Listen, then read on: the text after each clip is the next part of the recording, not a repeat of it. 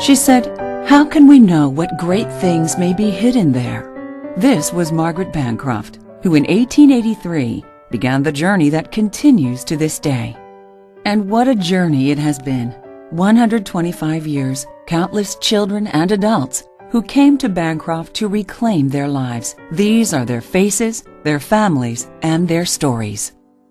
He has made such progress because of Bancroft. She wouldn't be the person she is today without Bancroft. And I'm so happy that he's happy, and that's because of Bancroft.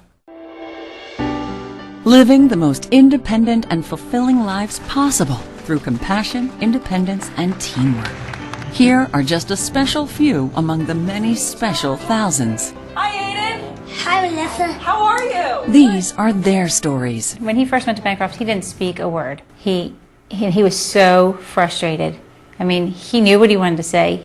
He just couldn't communicate it. What does that spell? Aiden. Great job, bud. And then it was just like one day, a switch was turned on in him, and he talks all the time. I want to sit next to you, Melissa. You want to sit next to me? It's wonderful. I mean, it's annoying, but it is wonderful. Good, great.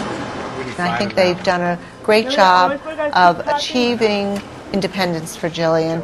We're at the point now that she is really ready to move on to another level, and that's exciting for me.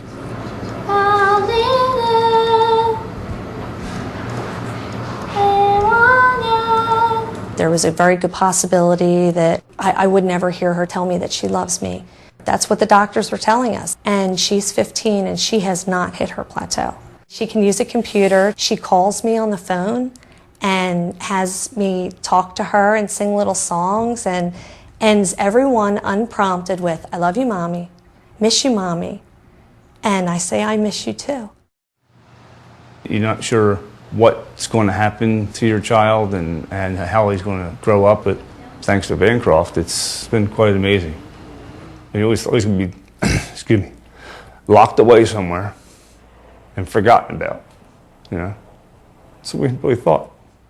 And then there's 10-year-old Anya Lear. Adopted as a baby, she was given little hope of living a productive life. Hers, too, is a face of Bancroft. She is off all medications. It's one thing we never thought we would see. I mean, it is just absolutely amazing to see her come out of herself, to be able to communicate enough where people will understand her. For us, those little things like that mean so much. It means a lot. I really didn't see a future for Marquel other than being in restraints. It was like, Lord, it's time. He deserves a quality life just like anyone else. My son needs to get the best of everything, and that's what I feel like he's getting here. And finally, we bring you Megan Smatona, who along with her brother Michael has autism, and Liz Tropia. Liz for her extraordinary wisdom, and Megan for her incredible spirit and artistic talent. For kids like Megan and Michael, this place is a godsend because they do look at the individual. They try to help that individual excel and reach their full potential, whatever it is. People would be inspired to see this. And for adults like Liz Tropia with brain injuries, Bancroft becomes a partner in helping take back a life nearly lost. I can see the flowers just as well before as I can afterwards. They're just as sparkly and just as bright and pretty before as they are now. And I'm walking with them the rest of the way.